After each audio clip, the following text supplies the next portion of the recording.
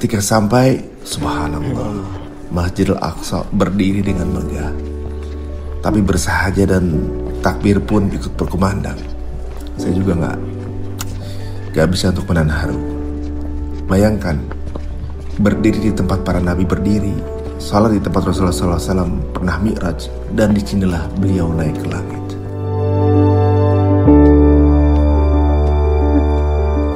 Guys, ini diperjuangkan banyak orang. Kami pun masuk ke dalam, dan di sanalah batu mulia itu, tempat di mana Nabi Muhammad SAW menginjakkan kaki saat akan mi'raj ke langit ketujuh.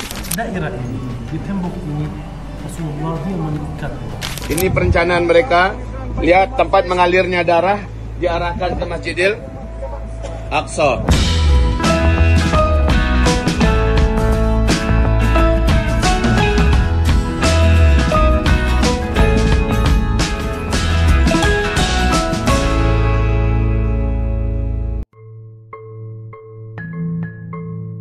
Assalamualaikum warahmatullahi wabarakatuh.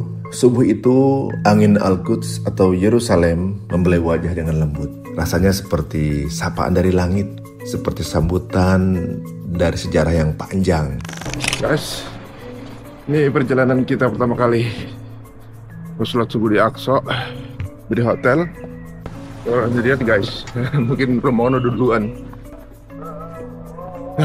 Bunyinya tuh. Jam menunjukkan dini hari, jalanan masih gelap, tapi kami melangkah perlahan menuju sebuah tempat yang sejak kecil hanya saya dengar lewat cerita guru ngaji dan ceramah-ceramah ustadz. Kita sama sekali belum pernah menapaki jalan ini sebelumnya. Ini suasana paginya seperti ini guys, tanah kecintaan dan yang diperjuangkan semua orang. Kita juga belum pernah lihat Aqsa secara langsung, ini baru mau pertama kali.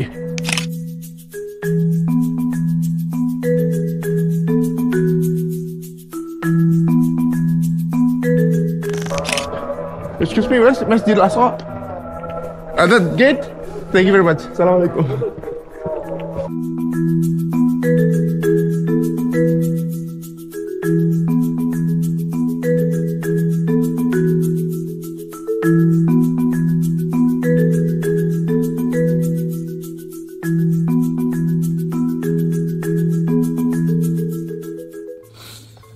Masya Allah, saya masih gak percaya ini.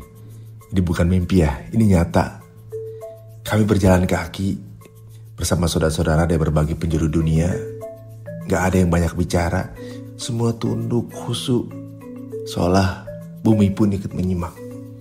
Karena yang bersolat di masjid ini hanya mereka yang berziarah. Langkah kaki ini terasa berat, tapi penuh makna. Karena ini bukan sekedar perjalanan, ini ziarah hati guys, menuju tempat suci ketiganya umat Islam.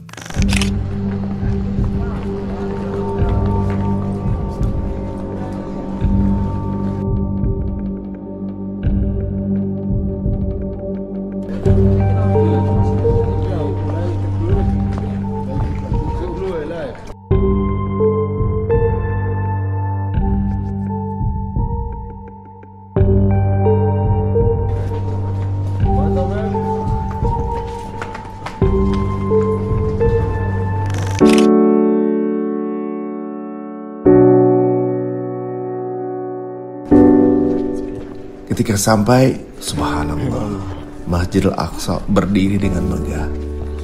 Tapi bersahaja dan takbir pun ikut berkumandang. Saya juga gak bisa untuk menahan haru. Bayangkan, berdiri di tempat para nabi berdiri, salat di tempat Rasulullah SAW pernah mi'raj, dan disinilah beliau naik ke langit.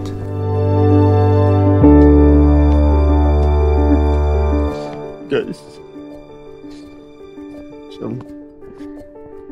ini diperjuangkan banyak orang.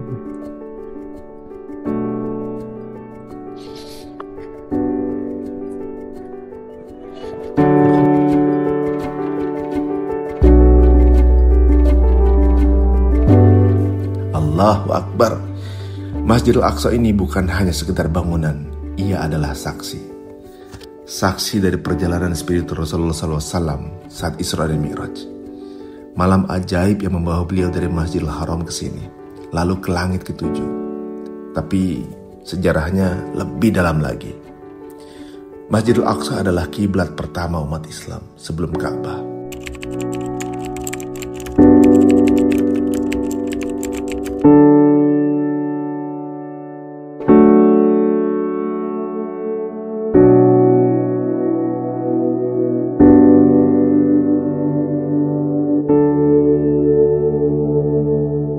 Namun, jalan sejarah gak selalu tenang. Masjidil Aqsa sempat jatuh ke tangan tentara salib pada tahun 1099. Mereka menjadikannya markas, bahkan sempat mengubahnya menjadi gereja. Namun atas izin Allah, di tahun 1187, Salahuddin Al-Ayyubi membebaskannya kembali. Tangis kemenangan, takdir menggema, dan Masjidil Aqsa kembali dalam dekapan umat Islam.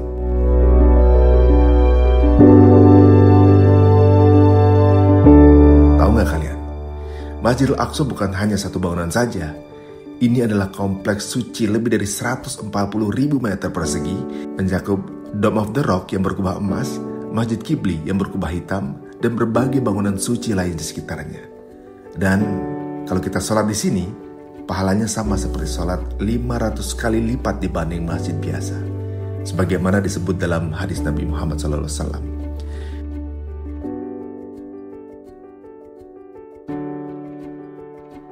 Di dalam Masjidil Aqsa juga ada mimbar legendaris, yaitu mimbar Salahuddin yang dibangun khusus untuk menyambut pembebasannya. Sayang, mimbar aslinya hancur akibat kebakaran di tahun 1969. Namun kini udah direkonstruksi lagi. Dan lebih menyayat lagi, Aqsa hari ini berada dalam tekanan, dikelilingi konflik, dijaga ketat, dan seringkali ditutup paksa. Tapi semangat umat Islam tidak pernah padam.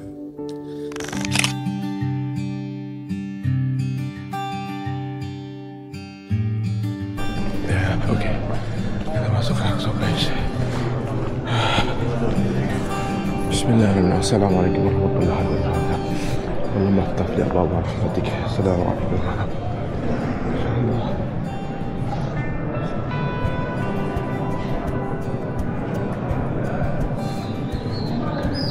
Saya duduk di sudut masjid menatap langit, ada rasa yang ingin saya ungkapkan.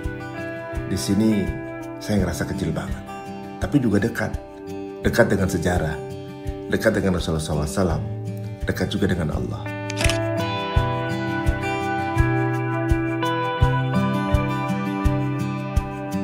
Ini kotak resmi, Bu, ya? Iya, ini kotak resmi. Oh ya, kalau ingin memberikan bantuan untuk Masjidil Aqsa, lewat kotak ini, jangan pribadi. Jangan ke tangan-tangan, ya. Ke sini masukkan. Bismillah. Sini boleh uang apa saja. Mau rupiah, mau dolar, mau rial, ya. Silakan dimasukkan sini, dan kotaknya main besar. Harusnya di Indonesia buat kotak yang segede ini. Masya Allah, jamaah kita semuanya antusias untuk membantu imarah Masjidil Aqsa. Nah, siapa saja yang ingin mendapatkan pahala yang melimpah, maka bantulah Masjidil Aqsa kita. Beda dengan Masjid Nabawi dan Masjidil Haram, memang dikelilingi oleh negara kaya-kaya dan orang-orang yang kaya-kaya. Kalau di sini, kalau tidak orang yang datang macam kita, maka siapa lagi? Semoga Allah memuliakan. Tanya Ustaz. Ya. Kalau orang yang sholat di sini, pahalanya kita kenal juga, dapat juga. Masya Allah.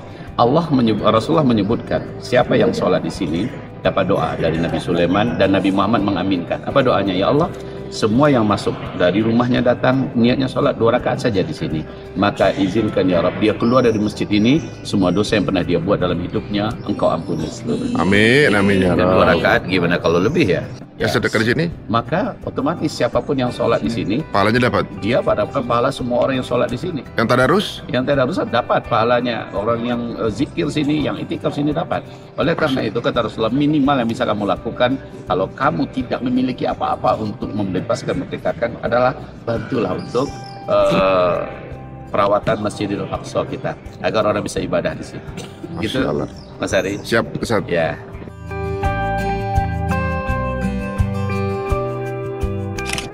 Ya Allah, Alhamdulillah. Perjuangan sama ini. Kita jadi sini. Insya Allah.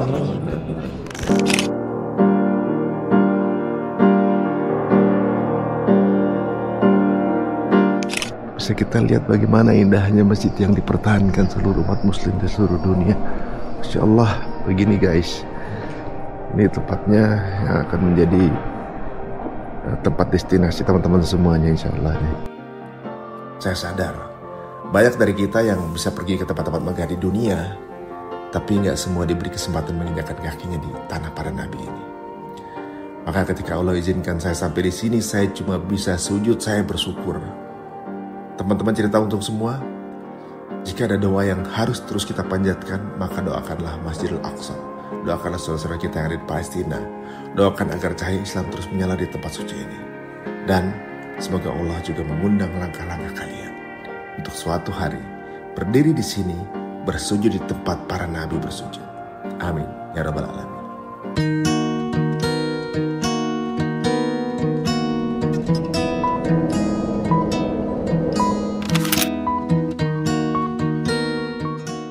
Bismillah, melanjutkan langkah kaki ini dari Masjid Qibli yang begitu ikonik. Sekarang kita masih di kawasan yang sama, yaitu di Tanah Suci yang diberkahi. Masih di pelataran Masjidil Aqsa. Masih dalam dekapan sejarah besar yang tak pernah mati.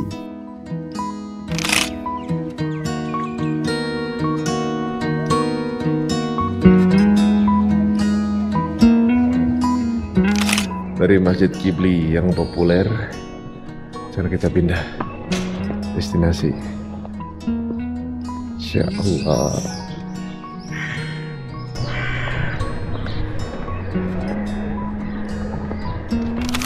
Titip ya Uti, anak-anak Uti. Ti, mudah-mudahan masih sehat, bisa kesini juga Ti. Insya Allah, amin. Ya udah kita jalan dulu ya. Ya Ti. Dadah, assalamualaikum. Wah, ini suasana pagi yang gimana ya?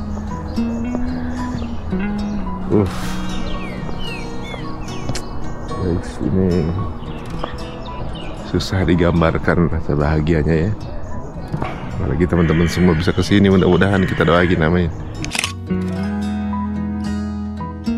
Ini rasa agak beda nih. Sejuknya udara matahari pagi ini beda banget.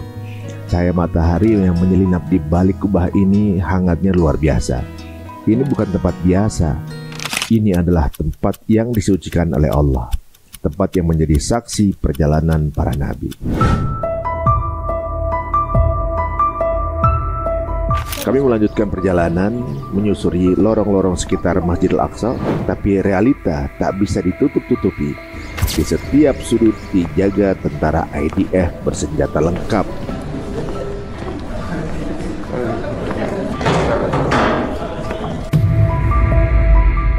Wajah-wajah mereka dingin, seolah takut pada kebenaran yang tak pernah bisa dibungkam.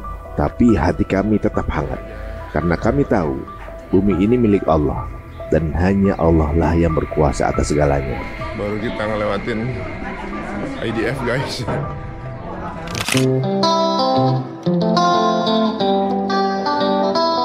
Tembok demi tembok ini menyimpan jutaan kisah.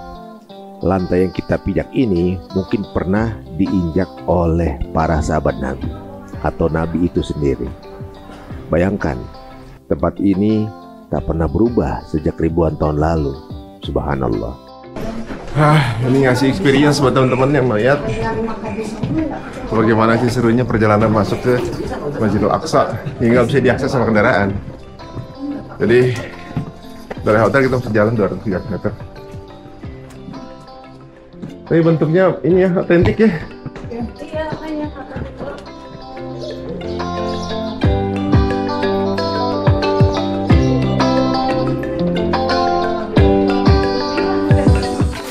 Sedekahnya mereka gini. Oh ya? Dipajang di sini, siapa yang mau lapar ambil aja.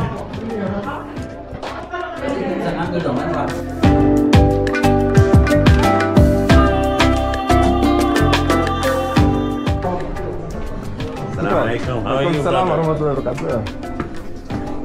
Ini lurus-lurus kok nih. Waalaikumsalam warahmatullahi wabarakatuh.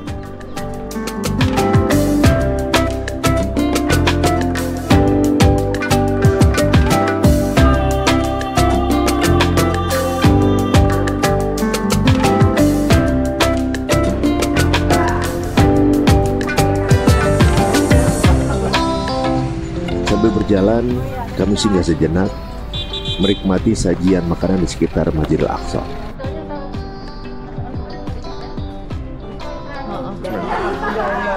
Nah, itu dia. Sekarang kita makan dulu. Ini dia menu yang ada di Aqsa. Nah, ini juga menu lokal, ada hummus. Ini menarik nih, pakai roti doang. Ada ikan, ada mayones, daging. Halwa, gak ada halwa ya? Nah, pasti ada ibu-ibu juga. Rasanya sederhana, tapi dalam situasi seperti ini, setiap suapan terasa berkah. Seolah Allah ingin kita bersyukur atas nikmatnya meski di tanah perjuangan. Dan inilah dia Masjidil Aqsa dari kejauhan, sebuah lukisan hidup dari surga yang diturunkan ke bumi.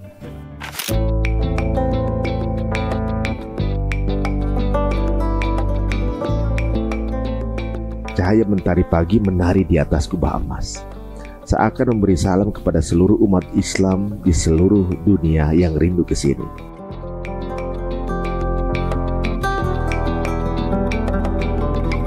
Guide kami mulai menjelaskan tentang bagaimana tempat ini menjadi rebutan dalam sejarah panjang peradaban manusia, tentang perang salib, tentang pembantaian, tentang kemenangan Islam, dan tentang bagaimana Masjidil Aqsa tetap berdiri kokoh karena dijaga langsung oleh Allah. Bapak Ibu, sebelum ham makan siang, pasti Bapak Ibu akan menuju gerbang yang utama, gerbang Ar-Rahmah atau Golden Gate.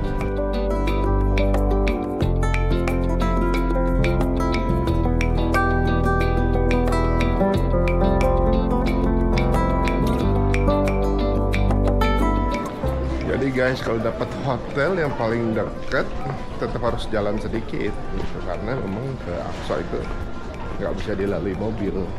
Itu jalan, tapi jalannya juga bagus tempatnya. Ini kayak di Itali itulah. Nah, ini yang biasa kalau dilihat di Instagram suka ada konflik sama tentara tuh di koridor-koridor begini kan.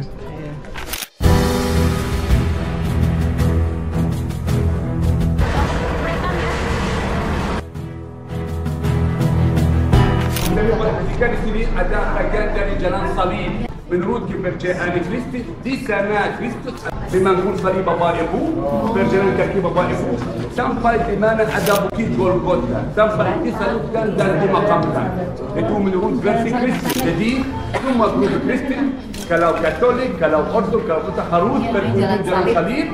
Di sana Bapak Ibu nanti ada gereja yang tua di dunia, namanya gereja Maqam Qudus. Bapak Ibu, berapa menit Anda akan masuk halaman Al-Aqsa insyaAllah.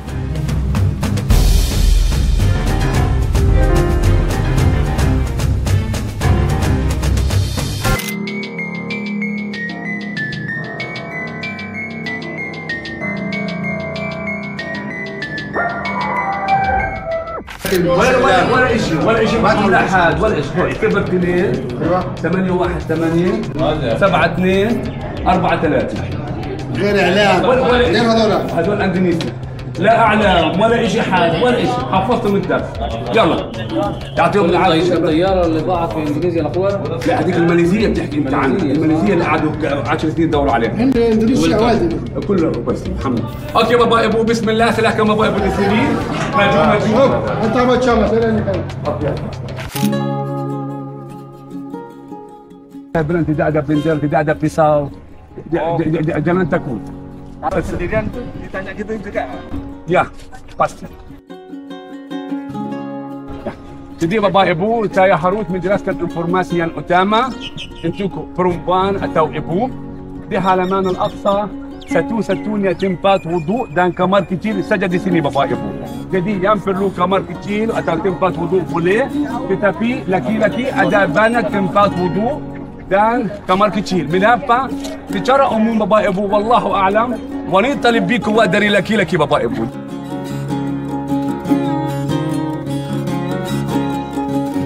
Guide kami juga menerangkan tentang kubah Sakhrah, kubah Nabi, kubah Musa. Masing-masing punya kisah. Masjidil Aqsa bukan hanya satu bangunan, tapi seluruh kompleks ini adalah tempat suci, dan struktur masjid ini Meski berkali-kali dihancurkan, Allah tetap menegakkannya kembali. Okey, Bapak Ibu, di halaman Al-Aqsa ada beberapa kubah sebagai simbol. Lihat Bapak Ibu, di sana ada kubah yang kecil di sana ya. Itu kubah Khidr alaihi salam. Nabi Khidir. Khidir ya. Bapak Ibu, di zaman Ottoman Turki ada banyak kubah. Lihatlah. Ada juga kubah lain Bapak Ibu di mana ada burun, namanya kubah Nabi Muhammad sallallahu alaihi wasallam. Di mana ada dua perempuan Bapak Ibu berjalan kaki. Juga dibangun oleh Ottoman Turki.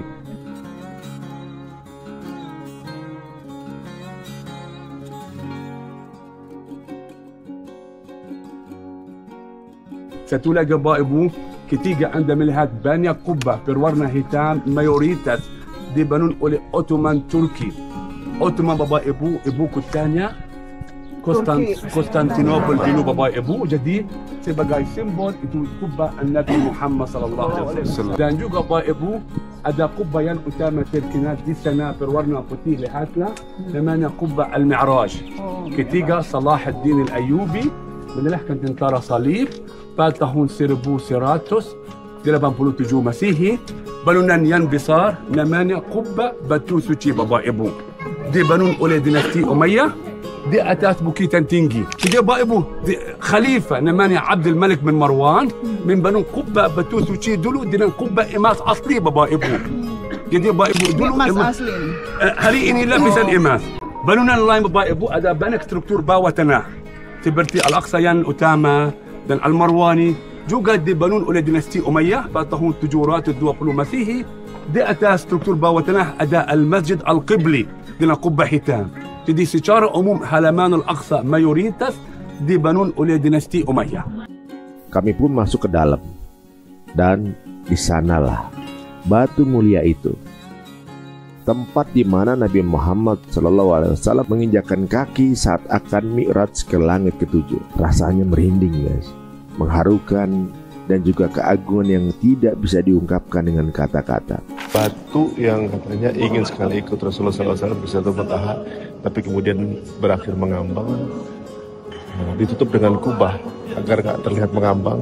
Tapi itu kisahnya bertolak walau bisawab, karena saya nggak paham, tapi batunya ada di sini.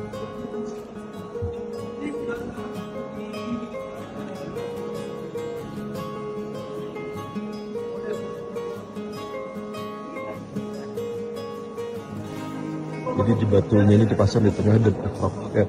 Masya Allah cantiknya ini. Ini bisa didapatkan dalamnya Dome of Rock. Jadi kalau teman-teman ke sini yang di kubah emas yang dibangun oleh dinasti Umayyah, nah, dalamnya isinya batu ini. Di bawahnya juga bisa sholat juga. Masya Allah cantik banget. Maksudnya di bawah batunya bisa sholat juga. Lihat detailnya.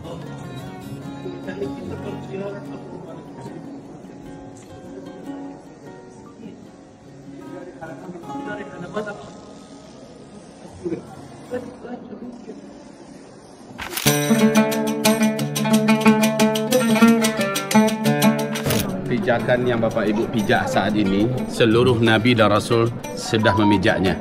Jadi di bagian mana saja Bapak Ibu sholat, seolah kita sedang menapak tilasi Rasulullah dan para Nabi-Nabi dan Rasul yang lain. Luar biasa Bapak Ibu, datang ke tempat dan menempatkan kaki kita di atas pijakan, seluruh Nabi dan Rasul pijak di atasnya. Allahu Akbar. Ini nikmat yang tidak bisa dihitung lagi. Fabi ayyi ala'i rabbikuma tukadziban. Disinilah langit pernah terbuka untuk hamba yang paling dicintai Allah. Setiap lorong yang kami lewati seperti membuka pintu waktu. Ada kisah sahabat, ada kisah khalifah, dan juga kisah penjagaan akidah yang tak lekang oleh zaman. Bapak Ibu dengarlah, hampir semua grup saya bertanya di mana ada flying group batu terbang. Menurut Komite Tinggi Islam hadis palsu, bukan menurut saya. Informasi yang kedua, di sini Bapak Ibu ada orang percaya bahwa di sini lupa tempat di mana Rasulullah Karim naik surga. Salah Bapak Ibu. Lupa di sini dilakukan ketika tempat di sini menjadi gereja. Orang Kristen Bapak Ibu menjual bagian dari batu tujuh seperti itu dari sini sampai Europe. Jadi bukan tempat Rasulullah Karim naik surga. Dari halaman Al-Aqsa Rasulullah Karim naik surga. Jadi Bapak Ibu lupa di sini umurnya saja راس طاحون. بسم الله. Boleh tambah sedikit? Ya, bismillah. Jadi ini gunanya kita dapat guide yang amanah ya. Ketika dapat guide yang amanah, dia tidak melarikan kita kepada khayalan dan khurafat yang tidak ada dasarnya. Jadi secara ilmiah memang harus bisa dipertanggungjawabkan, secara sanad juga harus bisa dipegang.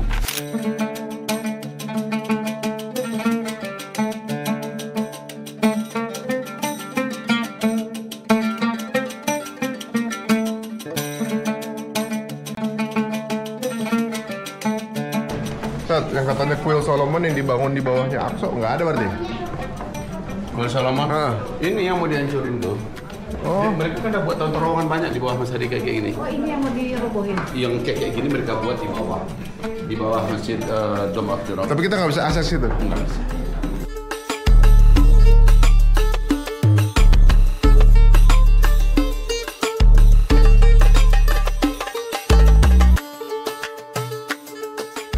Dia pakai AC tapi dingin. Pakai AC ya sih Muhammad? Pakai AC nggak? Air condition. No, ini dari Batunya ya? Batunya ya? Dingin ya? Tapi kalau musim dingin, dia dingin juga atau? karena ini tidak tahu di bahasa Indonesia seperti makan panas ini batu. Oh, menyerap Yang panas. terpa- ya. Tapi kalau musim dingin dia ikut dingin tambah Di dingin. dingin, di sini panas. Oh, hangat. Ya, di panas Di sini dingin. Oh, style tua yang terbaik. ini basementnya nih.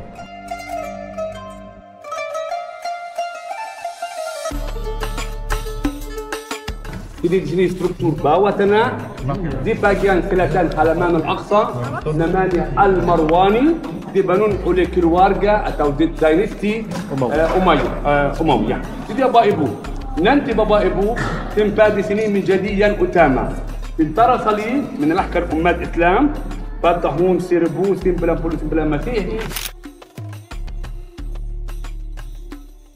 Rasulullah SAW pernah mengimami para nabi, ada 200 ribuan nabi yang diimami beliau di Masjid Qibla ini.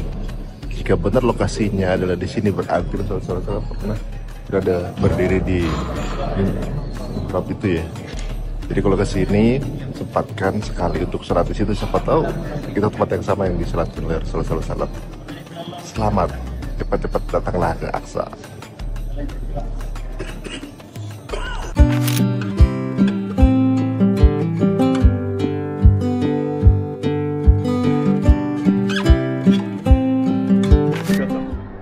Guys, di sini nih, kenapa kita mesti ke sini? Karena Rasulullah walaupun tinggalnya di Mekah, di Arab Saudi, tetap diperjalankan sama Allah ke sini gitu. Apalagi untuk misi utamanya umat Muslim, sholat ke sini. Nah, sampai Nabi Muhammad Rasulullah ke sini, masa kita enggak? Aqsa bukan hanya tempat, tapi pelajaran iman yang nyata. Teman-teman cerita untung, kalau bukan kita, siapa lagi? Kalau bukan sekarang, kapan lagi?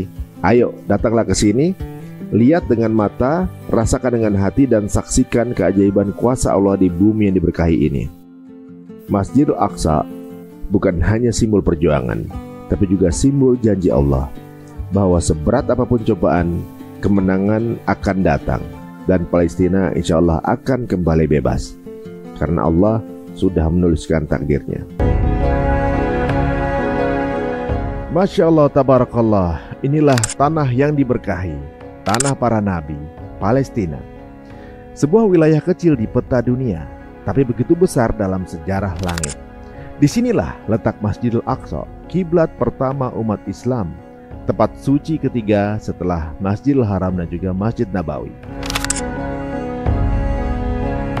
Hari ini, izinkan saya menemani teman-teman berjalan dalam jejak para nabi, menelusuri lorong waktu dari Mihrab Maryam hingga Masjid Al-Buraq, dan semua dimulai dari sebuah dinding batu yang penuh air mata, yaitu tembok ratapan. Di sini ada lagi satu tempat di basementnya Masjid Qibli juga yang jarang diekspos juga. Lihat ini, lorong sunyi di bawah Al-Aqsa yang dikenal sebagai Marwani Prayer Hall atau basement Masjid Al-Aqsa, Sebagian besar orang nggak tahu kalau area ini dulunya adalah bagian dari fondasi kuil yang dibangun oleh dinasti Umayyah. Disinilah kita bisa merasakan aura perjalanan Isra dan Mi'raj, tempat di mana Rasulullah SAW itu singgah sebelum naik ke Sidratul Muntaha. Subhanallah, ruangan ini bukan cuma sekedar lorong, tapi lorong waktu. Nih basementnya lagi, ya kan?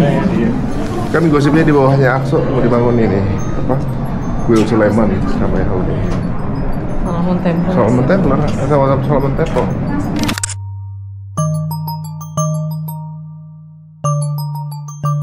Kita mau ke mihrabnya Maryam. Sekarang kita menuju mihrab Maryam, tempat Maryam alaihissalam biasa beribadah.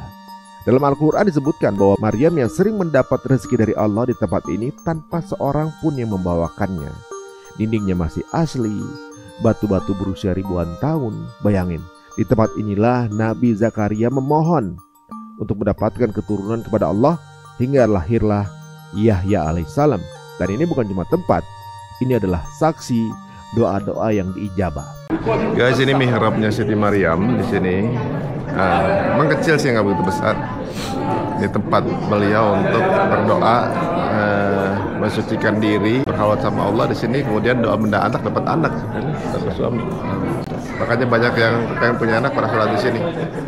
Kita masih ingat dulu waktu anak-anak mau lahiran, doanya Hana waladat Maryam, Maryam waladat Isa. Mi, dulu Siti Maryam di mihrab baca doa apa? Hana waladat Maryam, waladat Isa. Bukan itu. Ayhal mahlud bi qudratil malikil ma'bud. Doa lahiran kan? Supaya dimudahkan. Guys, kali ini kita lagi ada di rumahnya Siti Maryam Wallahu a'lam. Jadi ini konon katanya adalah tempat rumahnya Siti Maryam.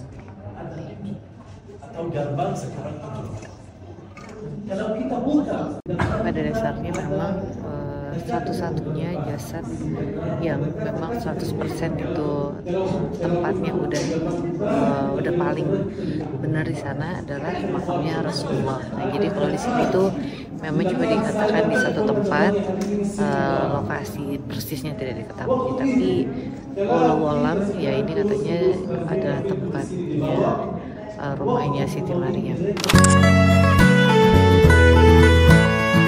Di dekat mihrab ada kompleks yang diyakini sebagai rumah Siti Maryam yang kini berada di area Church of Saint Anne. Gereja tua ini dibangun pada abad ke-12 oleh tentara salib, tapi tanahnya jauh lebih tua. Menurut sejarah, di tempat inilah Maryam kecil dibesarkan oleh orang tuanya, Imran dan Hana. Rumah ini menjadi simbol kesucian seorang wanita yang dipilih langsung oleh Allah. Di dalam Masjid Marwani ada sebuah lorong. Lorong ini jarang diketahui oleh banyak orang, tapi mungkin hanya diketahui oleh warga muslim yang datang ke Masjidil Aqsa. Bapak Ibu, tidak jauh dari sini, di bagian di sana ada ruang yang kecil, diyakini tempat lahir Nabi Isa alaihi salam. Itu dibangun oleh dinasti Fatimiyah. Barakallahu fik Haj. Pertama kali ada informasi atas ruang itu pada waktu ahli sejarah من Nasir Din Khosrow bilang di bagian selatan halaman Al-Aqsa ada ruang yang kecil diyakini tempat lahir Nabi Isa alaihi salam. Ini keren ya agama Islam ya, dengan sejarahnya, dengan lokasinya. Insya Allah berbangga. Guys, ini dia. Kita akan ke mihrabnya Bunda Maryam, tempat lahirnya Nabi Isa alaihissalam. Di lorong ini, inilah tempat lahirnya Nabi Isa alaihissalam. Nabi Isa adalah seorang Palestina. Ketika ada pertanyaan, mana mungkin Siti Maryam harus menggoyangkan pohon korma? Kan bukan di Arab. Di tempat kelahiran Nabi Isa ini adalah produsen korma mejol terbesar di seluruh dunia. Setelah itu kita melangkah menuju Masjid Al-Buraq, sebuah masjid kecil yang mungkin sering dilewatkan orang. Oke, kita akan menuju Buraq diikat. Tapi tahukah kamu, disinilah Nabi Muhammad SAW mengikat buraqnya, hewan tunggangannya saat Isra Mi'raj sebelum naik ke langit. Tempat ini begitu penting karena menjadi awal perjalanan spiritual terbesar dalam sejarah Islam. Muhammad, so this is ininya. Ini tempat rantainya. Tradisi di mana dia mengikat buraq. Tradisi baru. Aslinya memang besar atau segini? Asli di belakang kita tembok. Kita namanya nama Islam tembok al-buraq. Haid al-buraq. Daerah ini di tembok ini Rasulullah dia mengikat buraq. Jadi ini tradisi aja. Mungkin di sini, mungkin di sini. Pokoknya di salah satu di antara. Tapi di Yahudi cuma tinggal punya sebelah sana. Yahudi nanti kita akan lihat tembok ke depan. Di belakang kita ini tembok kita di sini. Di belakang kita Yahudi. Tembok ke depan. Di masjid ini namanya Masjid Buraq, masjid baru dari waktu Mamluk abad ke-13.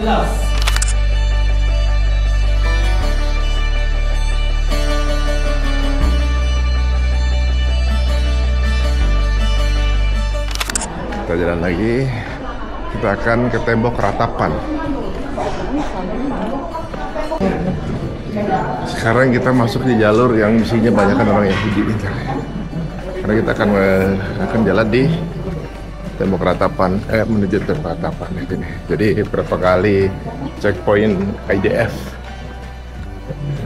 kelihatan tadi.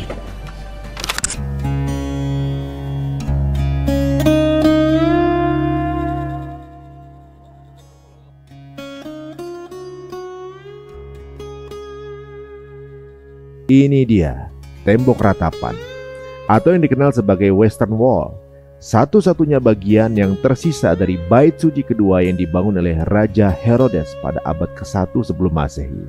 Bagi umat Yahudi, tembok ini adalah tempat yang paling suci untuk berdoa, karena letaknya dekat sekali dengan ruang Maha Kudus yang mereka percaya yang dulunya berada di dalam Bait Suci. Tapi yang menarik, di sisi lain tembok ini adalah Masjid Qibli yang berada di area megah Masjidil Aqsa. Disinilah benang merah sejarah Islam dan Yahudi bertemu dalam takdir yang sama, tanah yang suci. Uniknya hanya dipisahkan tembok ini aja. Kita punya dua tempat suci yang berdampingan. Dalam Islam tempat ini adalah Masjidil Aqsa, Masjid Qibli. Dalam Yahudi ini adalah sisa dari Bait Allah. Kita umat Islam percaya Al-Quran. Di dalam agama Islam, Aqsa tempat yang penting. Kenapa? Karena Rasulullah naik ke surga dari mana? Dari Masjid Aqsa. Oke, gampang. Buku Allah, Quran Karim. Buku mereka, Taurat. Aqsa tempat yang penting juga. Kenapa? Untuk agama Yahudi, menurut agama Yahudi, mereka percaya dari Alkitab atau At-Taurat. Kubah emas ada batu Rasulullah dia naik ke surga. Mereka jawab salah. Dari Alkitab, dari At-Taurat mereka percaya ini batu Nabi Ibrahim dan Nabi Ishaq.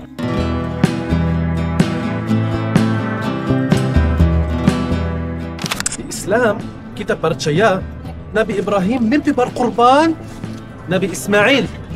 Di mana di Makkah kita pergi setiap tahun ke Hajj. Mereka dari Alkitab percaya sama cerita kita percaya. Jadi Nabi Ibrahim mimpi berkorban Nabi Ishaq. Di mana? Di sini. Jadi batu Rasulullah mereka percaya ini bukan batu Rasulullah di agama Yahudi. Ini batu Ibrahim dan Ishaq. Jadi mereka percaya ini batu Yahudi. Kita percaya Nabi Daud dan Nabi Sulaiman. Mereka di agama Yahudi percaya ini bukan Nabi. Mereka raja, king.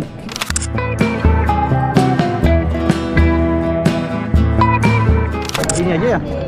Ini doang, ratapan ini doang. Ini aja. Ini dong. Mereka nih nangis beratap karena satu Masjidil Aqsa cuma dikasih temboknya doang. Satu area ini kan. Ternyata punya umat Muslim.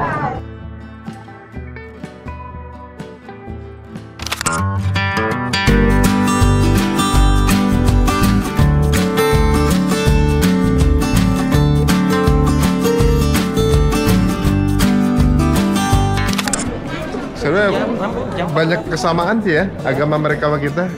Yang wanita mesti tertutup, kan? Nggak boleh buka-bukaan, nggak boleh makan babi. Ya sebenarnya ajaran yang terusnya Islam doang. Kan kalau Taurat yang bener emang kan kaumnya Nabi Musa mereka. Iya benar. Cuma ini orang Kristen yang di sini pun nggak makan babi karena di Alkitab mereka nggak boleh makan babi.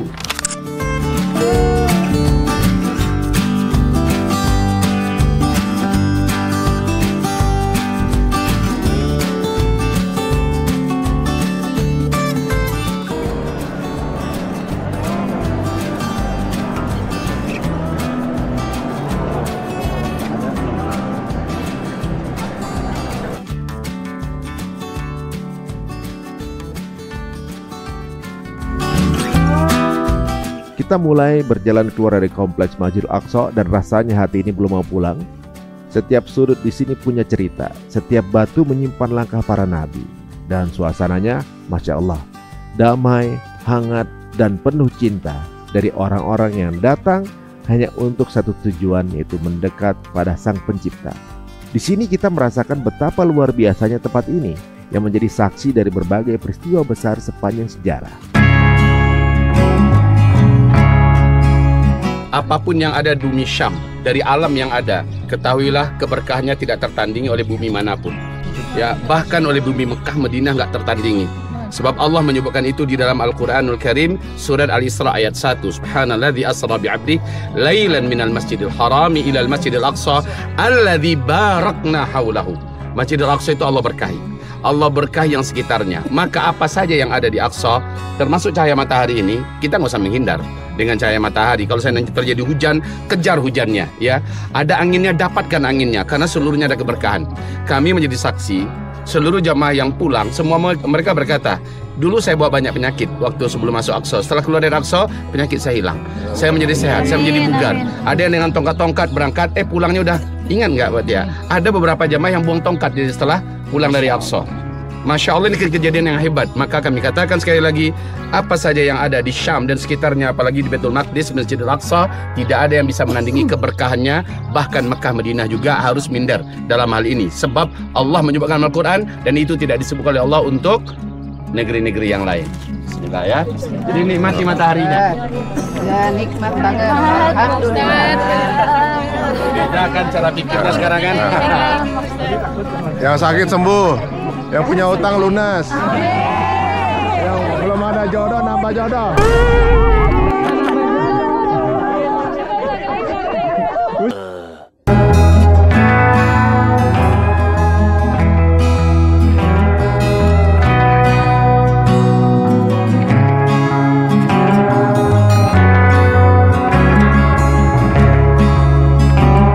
Begitu ini keluarnya jajanan tuh.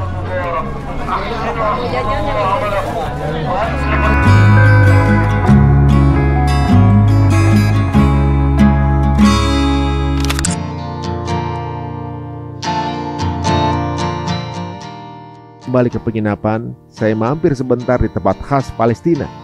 Rasanya nggak lengkap di perjalanan ini tanpa mencicipi makanan lokal.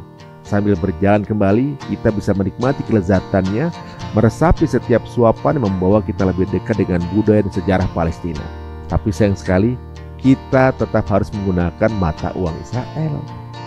Oke, sekarang mata uangnya gimana? Oke, ini kita pakai mata uang Israel, di mana dia pakai mata uang shekel, jadi tidak ada mata uang Palestina. Nah, ini kayak gini untuk satu shekelnya. Itu satu shekel itu harganya di 4.500. Kayak mainan sih, ini koin time zone dong sih. Dan dia nggak ada kayak apa ya? Kalau kita kan ada kayak logo ini kita apa? Ini benar-benar. Oh, kertasnya ada uang kertas? Ini kayak ringan banget. Nah, ini uang kertasnya. Kebetulan tadi aku 50-annya udah pecah gitu. Jadi uang shekel kayak gini. Ya, mata uangnya kita pakai karena kita mau belajar di sini ya. Lebih ke ngasih ya. Jangan sampai menghambat sama begini. Apalagi ini yang namanya mata uangnya Zionis penjajah.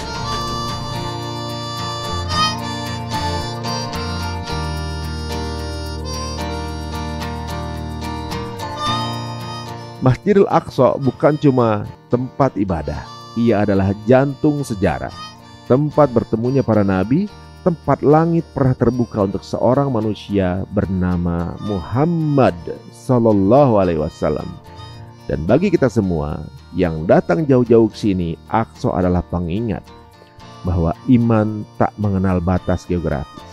Ia hanya butuh satu hal, niat untuk mencari jalan pulang kepada Allah. Alhamdulillah, sekarang kita berada di sini. Ternyata teman-teman bisa lihat ya, ini sebuah bangunan yang, ini diperjuangkan semua umat Muslim di seluruh dunia saat ini ya Bu ya. Ya, bukan hanya Muslim, termasuk Kristen juga merasa mereka ini tanah suci mereka, masjid suci mereka juga. Nah ini Bu ya yang jadi pertanyaan saya ini kan, tadi Bu ya juga cerita bahwa ini sebagai tanda akhir zaman ya. Mungkin sambil kita jalan boleh Bu ya? Oke, yuk. Jadi kalau di sana ini apa Bu ya? Apa itu? Di sana? Itu kawasan menuju ke jalan, ini kan masih bangunan tua nih, Orton kan. Jadi ke sana itu menuju ke ratapan, tembok ratapan. Nanti terus ke sebelah Masjid Al-Qibli, ujung bawah Masjid Al-Qibli itu adalah tembok ratapan. Nah kalau yang di sana berarti ini wilayah Kristen kan? Ya itu masjidnya yang mereka yakini Nabi Isa disalib di sana. Itu tuh masjidnya tuh.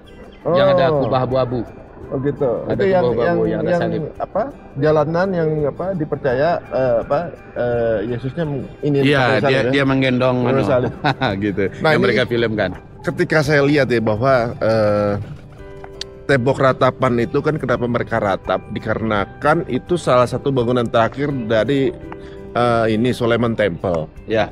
Apa namanya? Kuil Sulaiman nih. Ya. Gitu kan. Dan keributan yang ada ini kan karena mereka masih usaha untuk membangun kuil Sulaiman terbaru. Karena dipercaya kalau kuil Sulaiman itu bisa dibangun, itu akan jadi tempat datangnya Mesias mereka. Ya, bersinggah sananya Mesias mereka.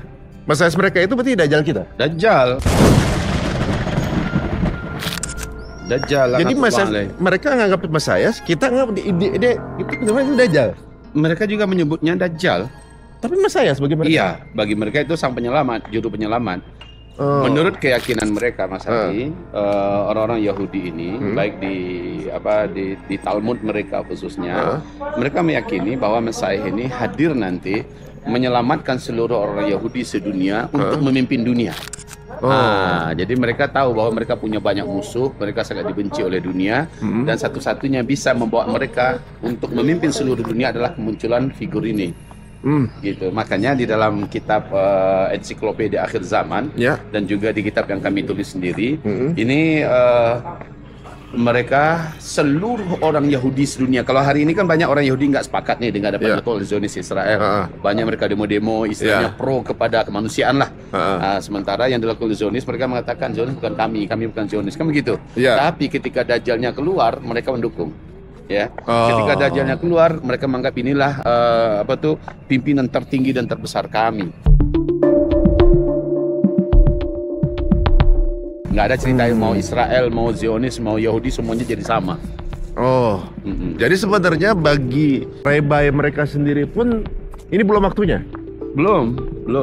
Mas Ari lihat nggak kemarin waktu, sore asar kemarin Mas Ari lepas asar ada nggak datang kemarin? Ada orang Yahudi, Robi Yahudi lagi menjelaskan, mereka tuh nggak berani masuk ke dalam ini. Jadi mereka menjelaskan dari luar. Itu makanya katanya orang Yahudi nggak boleh masuk bagi agama mereka di Taurat. Ya, mereka menganggap mereka masih sangat kotor, sangat najis, sangat penuh dosa. Dan itu dosanya baru dicuci, baru dibersihkan bila darah daripada lembu berwarna kulit merah itu disembelih. Nah, dari darahnya itu nanti mereka akan lakukan sesuatu dan dengan itu mereka sucikan diri mereka, lahir batin mereka dianggap bersih, suci. Itu yang sekarang sudah berumur hampir 5 tahun, 6 tahun itu mereka khawatirkan kematiannya. Mereka kebelet banget mau menyembelih. Karena seperti tanggal akhir Oktober 2018 itu Mas Ari, kan sudah lahir yang pertama tuh. Sambil nangis-nangis Rabi Yahudi berkata 2000 tahun kami menanti kelahiran sapi yang seperti ini. Nah sekarang mereka sudah berhasil menemukan 5 sapi yang mirip karakternya dengan itu. Dan mereka itu sekarang udah ada di Yerusalem. Kelima sapi itu sudah ada di Yerusalem. Oh, ya, makanya mau buru-buru mereka nih? Buru-buru, kebelet banget. Makanya ini harus hancur. Ini Masjidil Aqsa ini harus hancur. Karena untuk ngebangun Iya, Sulaiman harus baru. dibangun. Setelah dibangun, barulah mereka menyembelih. Penyembelihan itu nanti di Bukit Zaitun ini. Ini Bukit Zaitun. Dia pelataran tempat penyembelihan dan tempat aliran darah itu mengarah ke Aqsa. Darahnya itu. Mereka udah buat aliran. Udah buat. Mengerikan banget ya, ibaratnya memang udah perencanaan ya. Ya, by design banget. Jadi setelah 7 tahun yang lalu ya, Bukit Zaitun itu resmi mereka kuasai sudah. Ya. Tapi sebenarnya berarti kalau kita lihat ya, ini kan keributannya ini kan berawal dari Nabi Sulaiman. Mereka anggap itu adalah sebuah bait suci kan. Apa sih dengan Nabi Sulaiman yang mereka harapin banget, ibaratnya bukannya gitu. Maksudnya apa dituhankan Nabi Sulaiman? Soalnya ketika yang bangunan terakhir itu jadi ratapan mereka saking menangisnya gitu. Ini kenapa, emang ada apanya dengan Nabi Sulaiman? Iya.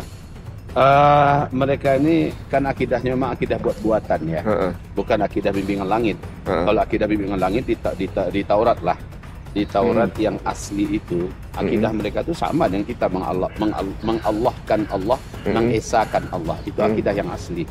Tapi setelah mereka hadir, mereka meyakini mereka anak Allah, mereka meyakini mereka bangsa pilihan Allah, dan mereka meyakini surga hanya untuk mereka.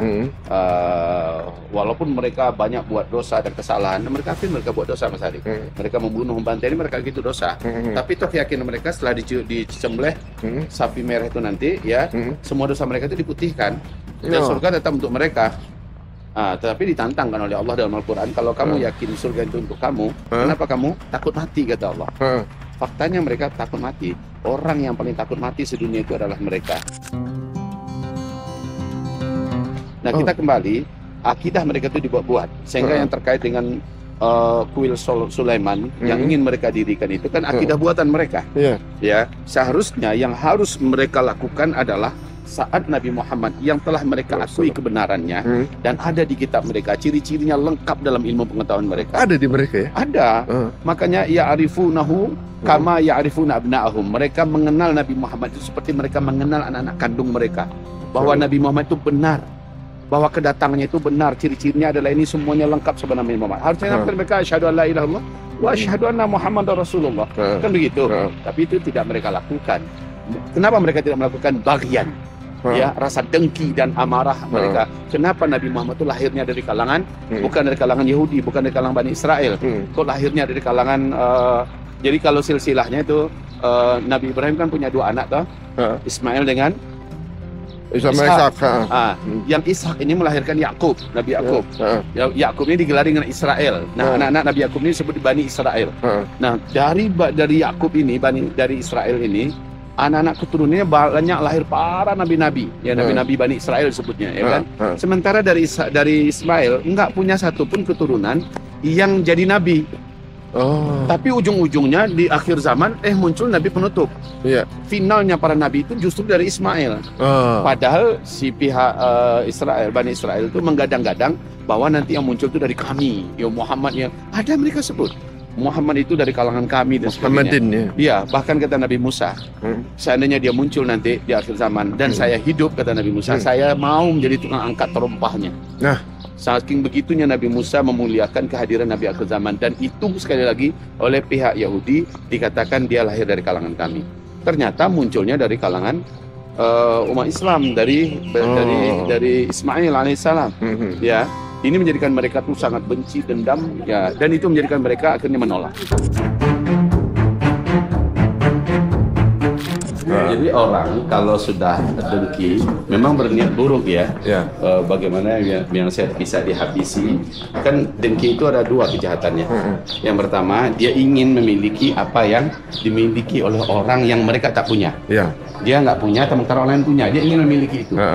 Yang kedua, ketika dia tidak bisa, dia tidak mampu memilikinya, dia akan berusaha untuk menghancurkannya. Apa Ustaz? Iya. Lolos kita.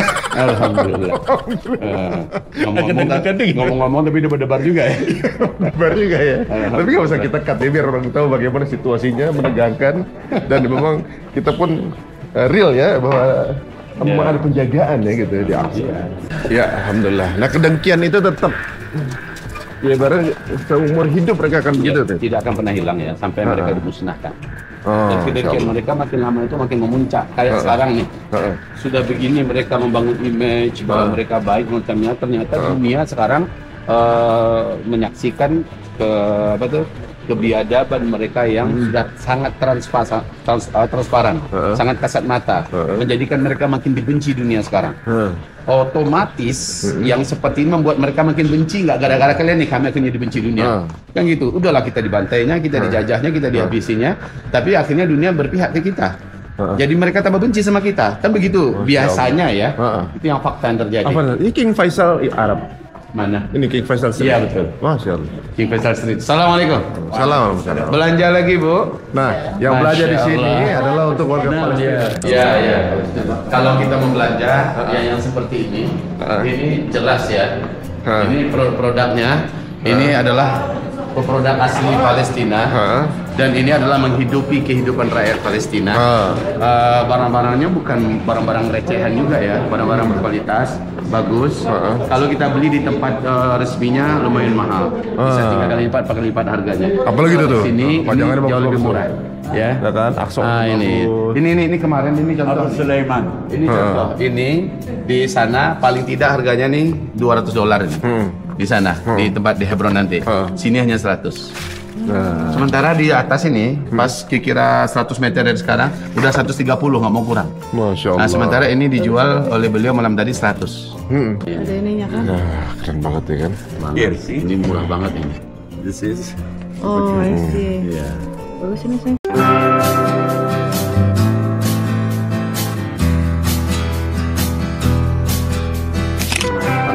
Masya Allah. Ini keuntungan langsung untuk rakyat Palestina. Masya Allah. Gitu ya. Oke. Terima kasih banyak. Terima kasih. Thank you very much ya. Inshallah, see you tonight. See you tonight, insya Allah. Waduh, jadi teman-teman kalau ke Aqsa bersedekahnya dengan cara belanja. Karena kalau barang dapat kualitasnya bagus, benar, tapi sedekahnya ada di dalamnya. Benar, karena juga warga Palestina bukan peminta-minta ya, mereka lebih suka berbelanja. Masya Allah, ini jalan yang dipercaya sebagai iya, Nabi Isa mengusung salibnya di sini. Di sini ya. Oke. Tapi di dalam Islam Nabi Isa mengusung salib nggak? Enggak lah. Nabi Isa kan diangkat ke langit. Kapan dia mengusung salib? Benar. Kita tuh di mana sih? Ini namanya Jalan Mujahidin ya. Jadi kita ke kanan. Ke kanan. Dan kanan nanti kalau ada yang mau berangkat tuh Black Horse Hostel.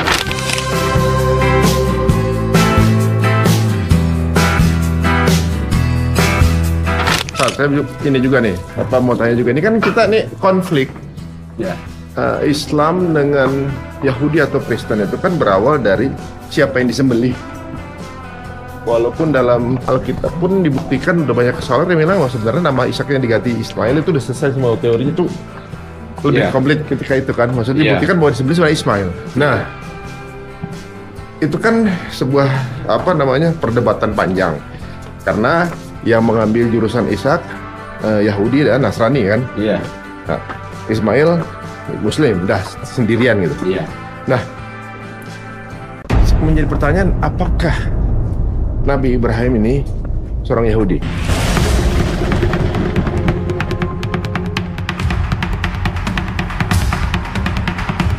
Ya, maka Ibrahimu Yahudiyan wala Nasraniyah, walakin kana hanifan muslima. Jelas ya ayatnya. Maka Ibrahim tidak adalah Nabi Ibrahim itu Yahudian, seorang Yahudi, wala Nasraniyan, bukan juga seorang Nasrani. Walakin akan tetapi kana hanifan muslimah. Dia adalah seorang yang sangat lurus beragama Islam.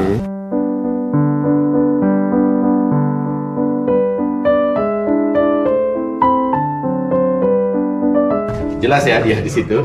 Dia seorang Muslim. Jadi Muslim, ya? Di ayat yang lain itu Al-Quran barusan tuh. Di ayat yang lain Allah malah seperti menyampaikan semacam olokan ya terhadap cara berpikir yang rusak. Gimana kamu menuduh Ibrahim itu Yahudi? Bagaimana kamu menuduh Ibrahim itu Nasrani? Padahal kalian datang jauh sebelum setelah beliau wafat. Jadi Nabi Ibrahim muncul, baru beberapa generasi berikutnya muncullah generasi Yahudi dan Nasrani ini. Kok bisa-bisanya mengklaim Nabi Ibrahim adalah Yahudi, Nasrani? Kecuali kalau mereka duluan yang ada, ya kan? Nah gitu. Jadi akhirnya Allah bantah. Makana Ibrahimu Yahudiyan wala Nasraniyah walakin kana hanifan muslimah. Gitu. Nah, berarti sekarang ini untuk yang merasa bahwa Masjidil Aqsa adalah milik umat mereka, bahkan masjid ini sudah ada sebelum ada Yahudi. Sebelum karena kan anak Nabi Yakub kan yang memperbaiki bangunan ini kan Nabi Ibrahim. Iya. Ya, Masjidil Aqsa. Jadi Nabi Ibrahim itu Masjidil Haram dengan Masjidil Aqsa dibangun oleh Nabi Adam. Ya. Masalah. Kemudian setelah itu kemunculan Nabi Ibrahim disuruh oleh Allah kembali membangun karena dia sudah runtuh ya. Dibangun ulang oleh Nabi Ibrahim, begitu juga Masjidil Aqsa. Berarti sebelum Nabi Ibrahim ada, masjid ini sudah ada. Sudah ada. Jadi ibaratnya kan Yahudi baru ada setelah anak Nabi Yakub. Ya kan? Dan ketika si Yahuda itu lahir, ya sudah ada Aqsa. Sudah. Bagaimana mereka mengklaim ini wilayah? Itu dia. Mereka. Itu dia. Makanya cara berpikirnya kacau kan. Jadi yang membangun yang berada duluan di sini Nabi Abraham bagi mereka adalah seorang Arab, ya kan? Arab Irak, ya kan? Ya. Nah, kok mereka bisa klaim itu? Makanya ini kesalahan berpikir mereka yang merasa lebih punya hak lebih dulu gitu. Kalau misalnya diurut-urut ya. Iya. Kalaupun misalnya Nabi Ibrahim itu seorang Yahudi, tentunya berarti Nabi Rasulullah SAW keturunan Yahudi ya kan? Iya. Tapi kan udah jelas bahwa bukan gitu. Jadi sekarang ini kesalahan berpikir dari banyak keyakinan di luar Islam ini yang mungkin kurang dikulik kali mereka. Mereka ini kita bingung juga ya Mas Adi. Cobalah lihat sebegitu nyatanya Nabi Musa datang dan berkali-kali menunjukkan mukjizat besar yang betul-betul bahkan sekelas Firaun pun mengakui ini tidak mungkin dari Musa. Pada akhirnya Firaun menyatakan ibaratnya syahadatnya, asyhadu an la ilaha illallah itu. Akan tapi kan nggak diterima lagi karena dia di waktu ujung sakaratul maut baru mengucapkan itu.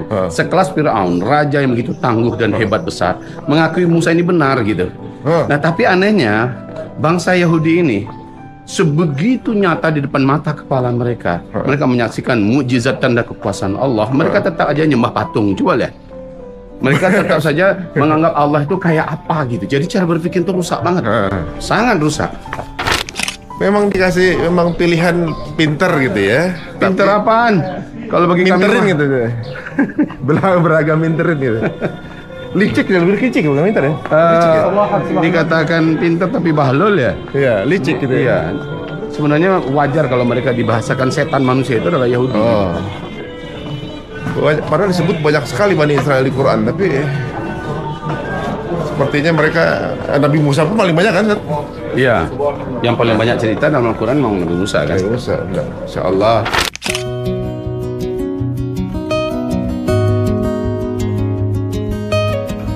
Bagi para pemirsa, kalau di sekitar Masjidil Aqsa ada gedung-gedung, ada toko-toko yang itu ada tulisan Israelnya, berarti itu sudah milik orang Israel. Oh gitu. Nah, tapi kalau yang masih Arab ini masih milik orang Arab Palestina. Gitu ya. Ini udah punya Israel. Israel punya.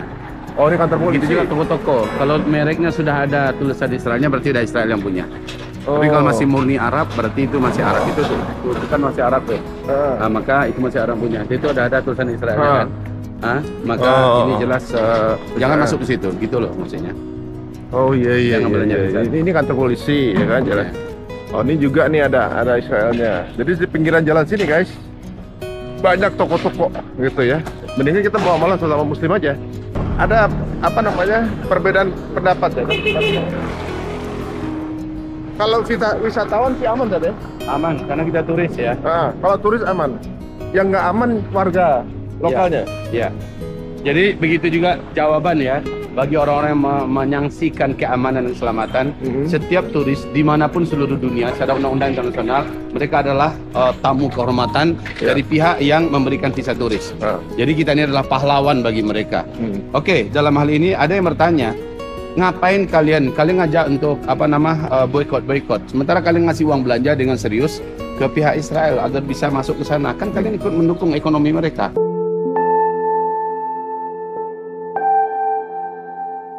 Kan begitu bahasa sebagian kawan-kawan kita yang kurang memahami masalah ya. Maka bolehlah kami analogikan begini. Saudara, rumah kita dijarah oleh penjahat yang sangat kuat. Dan penjahat ini menyandera keluarga kita, ibu bapak kita, adik-adik kita, semuanya disandera di dalam. Kapanpun rumah ini bisa dibakar oleh mereka dan keluarga bisa dibantai. Sementara andalan kita mungkin undang-undang dan hukum. Undang-undang hukum hari ini dipegang oleh Amerika. Kemudian pengaman yang tertinggi kita anggap berharap dari kepolisian. Polisi udah di tangan mereka, bahkan mereka sendiri adalah polisi. Jadi kalau gitu gimana caranya? Gini kata mereka, oke, ini sekarang di tangan kami. Bila kalian mau datang kemari, boleh, tapi bayar. Selama kalian masih mau datang, bayar ke kami. Ya, selama itu rumah dengan orang tua kalian dan keluarga kalian kami biarkan hidup. Tapi kalau kalian udah nggak datang lagi, rumah ini kami bakar. Ya, karena kami udah mau bangun rumah baru di sini, ya. Dan keluarga di sini juga bagi kami nggak ada nilainya, nggak ada harganya. Kami akan bakar mereka, matikan mereka semua. Jadi kalau kalian masih mau datang, ya bayar ya, bayar. Jadi mereka ibaratnya meras kita agar kita mengeluarkan uang untuk mereka menghidupnya. Ya, bertahan hidup ya. Maksudnya itu si Israel ini yang dapat keuntungan. Kan dia dapat duit tuh dari kita tuh. Tapi keluarga nggak dibunuh. Keluarga kita dibiarkan hidup, dibiarkan rumahnya nggak dibakar. Tapi kalau kita udah berhenti, nggak lagi mau mendatangi keluarga kita dan membayar, mereka akan bakar rumah dengan seluruh keluarga. Ya, logikanya begitu. Benar. Jadi sekarang kita pilih mana? Biarkan rumah kita dan keluarga kita dibakar, ya, sampai kita dapat solusi yang tepat dan benar ya. Atau kita selamatkan, walaupun kita harus bayar dulu. Pasti cara berpikirnya datanglah dulu, selamatkan. Cuma itu jalan yang bisa kita lakukan saat ini untuk bisa menyelamatkan rumah kita, dalam hal ini Masjidil Aqsa ya, dan Palestina, serta agar saudara kita tetap hidup, ibaratnya begitu. Nah, kunjungilah. Mudah-mudahan ini bisa dipahami ya. Dalam masalah ini namanya darurat ya. Semua yang darurat itu tubihul mahzurat, membolehkan yang terlarang. Yang terlarang dalam hal ini adalah memberikan uang dan belanja kepada penjahat yang jahat. Tapi kalau itu tidak dilakukan, nyawa dihabisi oleh mereka. Ya, rumah dibakar dan kita tidak akan punya apa-apa lagi. Penyesalannya kita tanggung nanti. Tentu cara berpikir yang benar dalam Islam adalah dulukan untuk menyelamatkan yang darurat, walaupun melakukan terlarang demi tidak terjadi hal yang lebih berbesar bahayanya. Paham ya di sini? Termasuk yang mau tahu soal ribat. Jadi kita ke sini memang ada pahala yang bahkan lebih baik daripada semua pahala. Bahkan haji mabrur. Nah, tidak ada di dalam Islam ini amalan yang bisa mengalahkan amalan jihad dan riba. Serta bahkan haji, Rasulullah bahkan haji kata Rasul. Ya, jadi dengan ini apabila saudaraku mau tahu, bumi Palestina ini seluruhnya sejak mereka dijajah, sejak Masjidil Aqsa dan Baitul Maqdis ini dikuasai oleh penjahat Israel, sejak itu ini menjadi bumi ribat dan jihad karena seluruh rakyatnya melawan. Ya, seluruh rakyatnya tidak rela dengan apa yang ada dan mereka telah melakukan segalanya sampai berkorban sebanyak-banyaknya demi menunjukkan perlawanan mereka. Maka jadilah ini dalam fatwa tanggal 13-14 Desember 2024 di Istanbul, Turki, dalam Muktamar Qimmah Ad-Dawli yang alhamdulillah Al-Faqih Dzulkifli Muhammad Ali hadir, salah seorang dari Indonesia, hadir saat itu. Berapa ulama, Ustaz? Lebih seribuan mungkin lebih itu. Ribuan, masya Allah. Ya. Dan itu dari berbagai negara Mas Hadi juga datang ya. Nah, kemudian juga dikuatkan dengan fatwa tanggal 4 April 2025 di Doha oleh IUMS dan diaminkan oleh MUI Indonesia bahwa fatwa hari ini yang menyebutkan wajib bagi umat Islam seluruh dunia melaksanakan jihad ya. Jihad secara fisik, jihad secara militer ya. Untuk membebaskan saudara kita di Palestina dan memerdekakan Palestina. Yang tidak mampu maka dengan jihad mal ya. Maka dengan ini resmilah bumi Palestina ini tidak dikeragui lagi kecuali hanya sekelompok sekuler yang memimpin di Mesir, yang itu adalah mufti agungnya di Al-Azhar itu, dan itu tidak kita anggap ya karena ulama-ulama besar dunia sudah sepakat ya. Maka dengan ini saudaraku resmilah jihad dan ribat itu sesuai dengan hadis Nabi bahwa Baitul Maqdis adalah wa afdalur ribatikum asqalan. Sebaik tempat kalian ribat itu adalah Asqalan. Asqalan itu di mana? Tepi Gaza sekarang.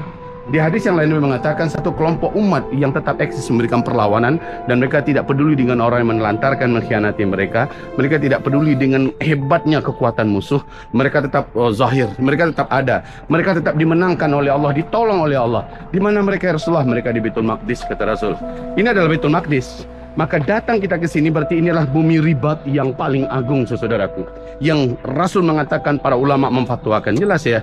Maka datang kemari bukan sekadar datang, bukan hanya sekedar mengidapkan pahala sholat yang sekian kali lipat di Masjidil Aqsa saja, tapi ada pahala yang itu mengalahkan semua pahala-pahala besar yang ada dalam Islam, termasuk haji mabrur, membangun masjid dan sebagainya. Jelas ya. Pahala ribat itu bahkan mungkin bisa dibilang kalau walaupun kita udah haji mabrur, kalau kita kemudian ditambah ribatnya juga, akan jadi perfect. Ya, betul. Masya Allah. Oke guys, tadi analogi yang luar biasa dari Ustadz ya. Misalnya ada keluarga kita, misalnya ada orang lagi dibacokin di tengah jalan, kita bantuin nggak? Nggak bakalan kita bantuin. Soalnya apa? Takutnya kita ikut kebacok, karena kita nggak kenal. Tapi kalau orang tua kita yang dibacok pinggir jalan, mau dibantuin nggak? Mau kita mati juga kita bela. Tidak bela. Setidaknya apalagi dia bisa, tolong ini duit saya, tolong bebaskan orang tua saya. Selama dia mau ya lakukan. Pasti kita akan lakukan kan, walaupun kita korbankan harta kita. Iya, berarti kan kita mau bantuin kalau itu saudara kita kan. Kalau kita nggak bantuin Palestina, berarti kita nggak nganggap dia saudara kita. Jamaah main situ. Nggak jauh, tolong taklim. Ayo خلاص iftar wala.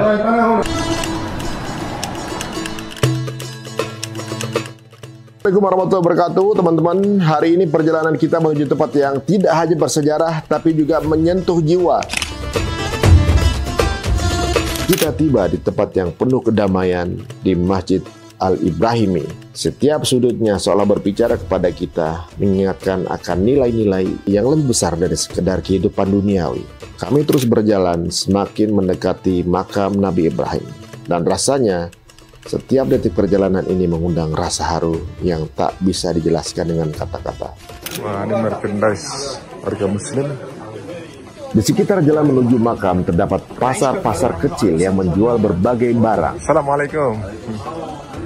Ada yang menjual kain-kain indah, perhiasan, dan juga souvenir khas Palestina. Namun di balik suasana yang semarak ini, saya merasa ada sesuatu yang jauh lebih dalam. Ini adalah tanah yang penuh dengan perjuangan. Dan meskipun di tengah segala cobaan, mereka tetap menjaga semangat untuk hidup. Pasar ini bukan hanya sekadar tempat jual beli, tapi juga cermin dari ketahanan dan keberanian mereka yang terus bertahan.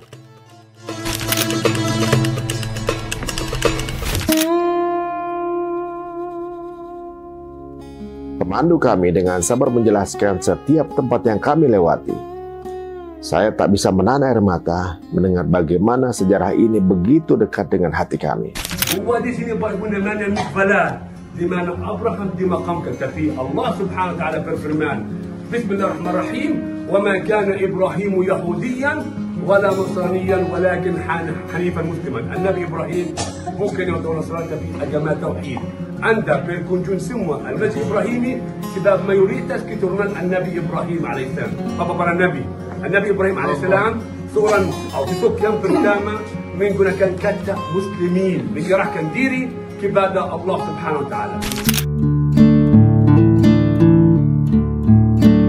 Makam Ibrahim adalah tempat yang sangat sakral ini, menyimpan begitu banyak makna. Bukan hanya sebagai tempat peristirahatan terakhir Nabi Ibrahim, tapi juga sebagai simbol besar dari pengorbanan dan keimanan. Nabi Ibrahim yang penuh dengan keteguhan hati, siap mengorbankan anaknya demi perintah Allah. Menjadi teladan sejati tentang arti pengabdian dan ketulusan. Di dekatnya ada makam Siti Sarah, istri Nabi Ibrahim yang setia menemani di setiap langkah perjalanan hidupnya. Siti Sarah juga begitu penuh dengan pengorbanan. Adalah sosok yang tak hanya dikenal karena kecantikannya, tapi juga karena ketabahannya.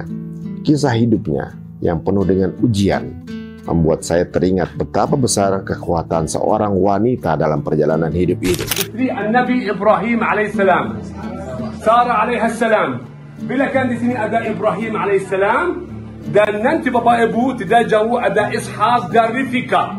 Jadi namanya dari Al-Injil bukan dari Al-Quran Karim. satu-satunya wanita perempuan yang dalam Al-Quran saja Maryam alaihissalam. Jadi di bagian Muslim ada 4 maqamat. Sarah alaihissalam, dikatakan ada Ibrahim alaihissalam atau Khalilullah bersama Ishaq dan Rifqa alaihissalam. Bismillah. Yalla ikut saya. Nanti bapak ibu foto kita. Ini wanita paling cantik sampai sekarang.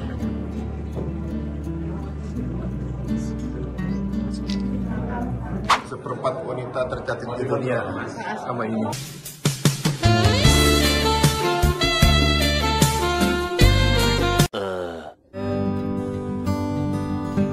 Selanjutnya kami menuju makam Nabi Ishak dan juga Rafiqah, istri Nabi Ishak. Dan ada juga mimbar Salahuddin Al-Ayyubi, sang pahlawan legendaris, seorang pemimpin yang tak hanya memimpin dengan kekuatan fisik, tapi juga dengan hati yang penuh cinta terhadap tanah ini.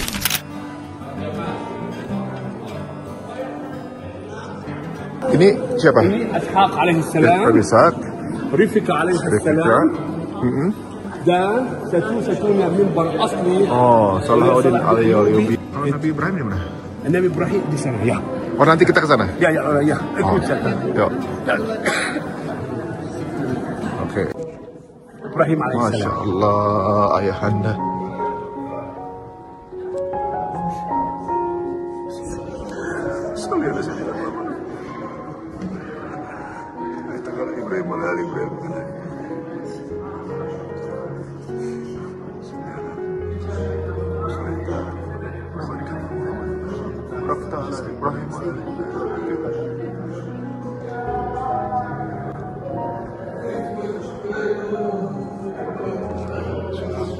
Masya Allah, bagaimana nggak terharu ya nih ayah kita semua nih. Ayahnya kaum muslimin. Sini ada mihrab, ayo kita salat sini aja. Masya Allah, di kota Hebron. Guys, ini recommended banget perjalanannya guys, apalagi namanya Nabi Ibrahim ya, bapaknya para nabi ya. Di sini saya ketemu langsung di sini.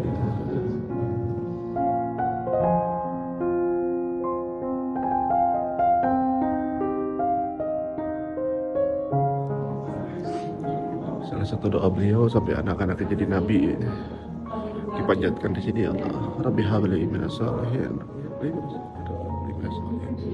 Semoga anak-anakku juga jadi anak-anak yang saleh, soleha. Ini salah satu lokasi yang paling baper deh guys ya. Kayak ayahnya para nabi, di mana semua anak-anak soleh. Di sini kita berharap digabung dengan kita soleh. Dengan doa Nabi Ibrahim, Rabbi habli minas salihin, Rabbi habli minas salihin. Ketika anak-anak jadi anak soleh ya semuanya. Insya Allah.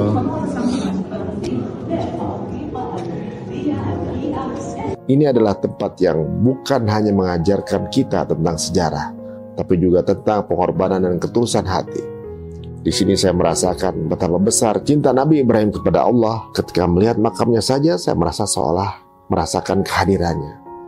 Suasana begitu haru, membuat hati ini semakin terisak. Di tempat ini, semua emosi menjadi satu, antara rasa syukur, ketundukan, dan juga cinta yang tak terhingga. Dan Masjid Ibrahim beserta makam keluarga Nabi Ibrahim ini sekarang sudah menjadi milik Israel.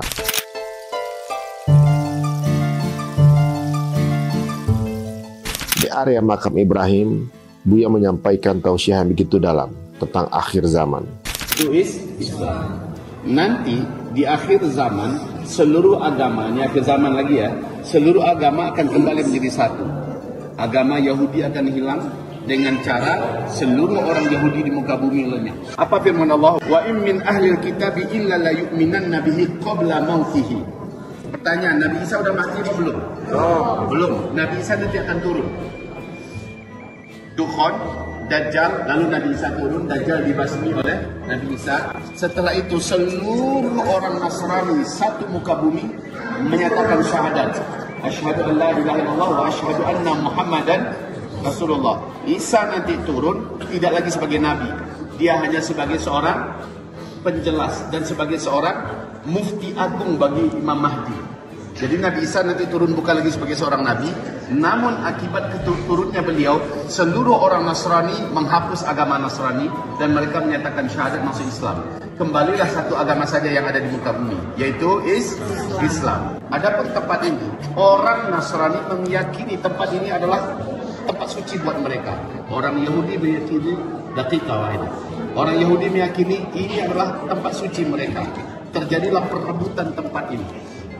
Dan dibagi umat Islam karena di sini ada makam Nabi Ibrahim dan diyakini di sini kuburan Nabi Ibrahim, maka bagi Islam awalnya ini 100% adalah milik Islam. Tapi sejak 30 tahun yang lalu Yahudi telah merampas setengah dari masjid ini jadi miliknya. Sekarang kita berada di dekat Makhavela, tempat yang sangat sakral bagi umat manusia. Makhavela diyakini sebagai lokasi titik makam keluarga Nabi Ibrahim. Sedangkan makam tadi hanyalah simbolis petilasan. Setiap tempat di sini adalah saksi bisu dari perjuangan dan keteguhan iman yang luar biasa.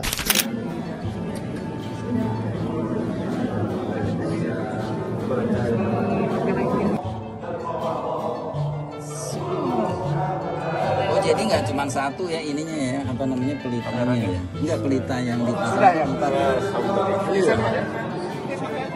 Apa? Insyaallah ketemu juga akhirnya. Istri Nabi Ishak. Oh, insyaallah. Ini Nabi Ishak ini. Muslim ba'da dzikr.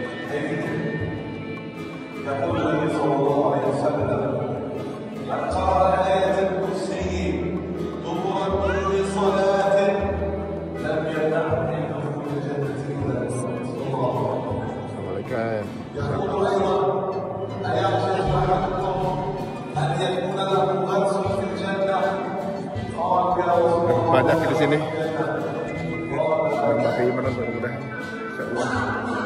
Di samping makam Nabi Ibrahim, kami juga mengunjungi makam Nabi Yusuf. Di sini saya tengah teringat dengan kisah hidup Nabi Yusuf yang penuh dengan ujian. Ketabahan beliau menghadapi segala cobaan hidup adalah teladan yang sangat besar bagi kita.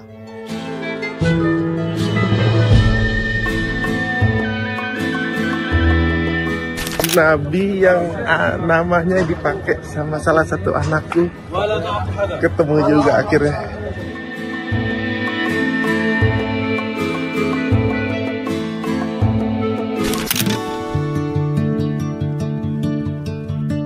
Insyaallah akhirnya semua Nabi dapat ke sini. Di belakang lagi diawasi sama IDF. Tahu kita ini. Allah, mudah-mudahan jadi berkah. Namun di sekitar makam ini saya juga melihat suasana yang sangat berbeda. Keamanan yang ketat, pasukan IDF yang berjaga-jaga, seolah mengingatkan kita bahwa meskipun tempat ini penuh dengan kedamaian, tetapi tanah ini tetap dalam perjuangan yang tak kunjung selesai. Kami berjalan dengan hati yang berat karena tahu betul di sini tanah yang penuh sejarah dan ada banyak sekali perasaan yang tak terungkapkan.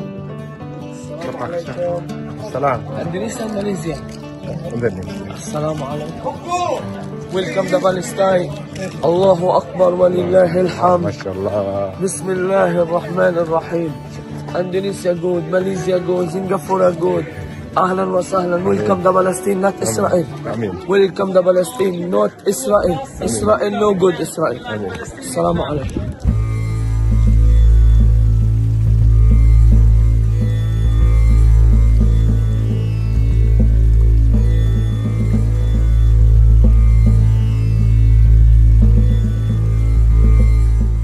Di sekitar sini kami juga mengunjungi makam orang-orang Yahudi. Ini adalah bukti bahwa sejarah dunia tak hanya dipenuhi oleh satu kelompok, tetapi kita semua adalah bagian dari perjalanan panjang ini.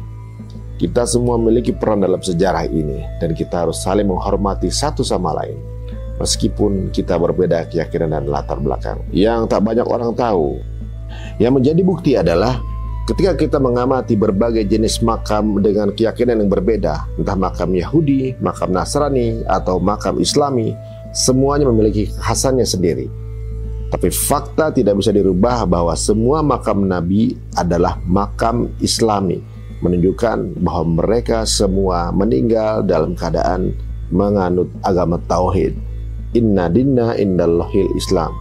Tidak jauh dari situ kami juga mendatangi satu bukit yang legendaris, yaitu Bukit Zaitun, yang dipercaya tempat Nabi Isa naik ke langit.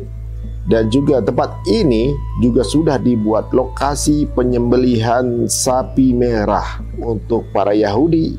Menurut kepercayaan mereka, sebelum merubah Masjid Aqsa menjadi bait suci ketiga, mereka sebelumnya harus menyembelih red heifer atau sapi merah. Nah, disinilah lokasi tempat penyembelihan sapi merah tersebut yang memiliki makna besar dalam ajaran agama Yahudi. Sini mereka duduk dan di sini sapi merahnya disembelih. Ini perencanaan mereka. Lihat tempat mengalirnya darah diarahkan ke Masjidil Aqsa. Oke ya. Sudah pernah menyembelih belum? Belum lah, sapi-sapinya dari sini semua. 5 ekor. Ya, harga satu sapi itu lebih dari 1 triliun. Yang lalu bukit ini langsung mereka kejar bangun ini. Bukit Zaitun. Ini sekarang semuanya makam orang Yahudi ini. Harganya satu makam itu miliaran. Harga kuburan aja miliaran. Seolah mereka mencari dalam hidup mereka untuk beli makam yang gedenya cuma segini. Ya, bayangkan satu sapi aja harganya 1 triliun lebih. Ya ada ahlinya. Memang pakar-pakar ternak yang nomor 1 dunia yang mereka pilih. Mereka berharap di umur 3 tahun mudah-mudahan tidak ada warna yang berubah dari kulitnya, dari warna rambutnya. Dan itu terbukti. Akhirnya mereka beli semua dan mereka sudah datangkan kemari. Itu menjadi berita dunia kemarin nih beberapa waktu yang lalu. Ya, kenapa mereka ngotot di perang yang sekarang ini nggak berhenti? Karena mereka mengingat apa yang dinubuatkan dalam kitab palsu mereka, bahwa mereka hanya berkuasa 80 tahun sejak mereka mulai berkuasa. Sekarang sudah berapa? Dari sejak 98. Hah? Iya, udah 77 tahun. Jadi mereka udah sangat takut kalau sempat lewat, maka mereka akan lenyap selama-lamanya.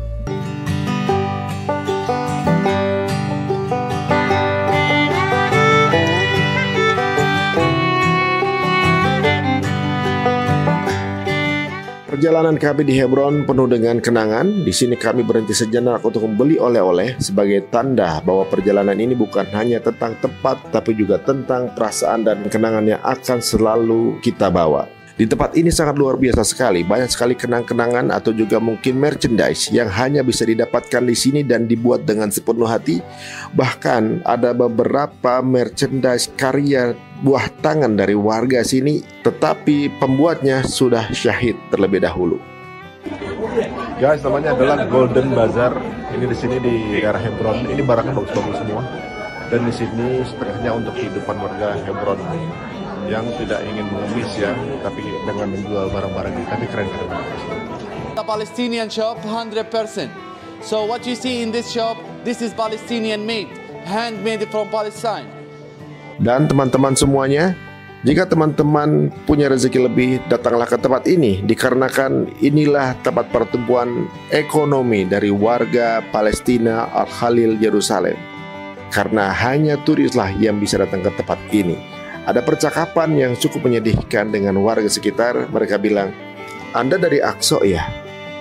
"Iya, enak sekali ya. Walaupun jaraknya hanya 20 menit dari tempat kita tinggal, kami tidak pernah merasakan menginjakan kakinya di Masjidil Aqsa."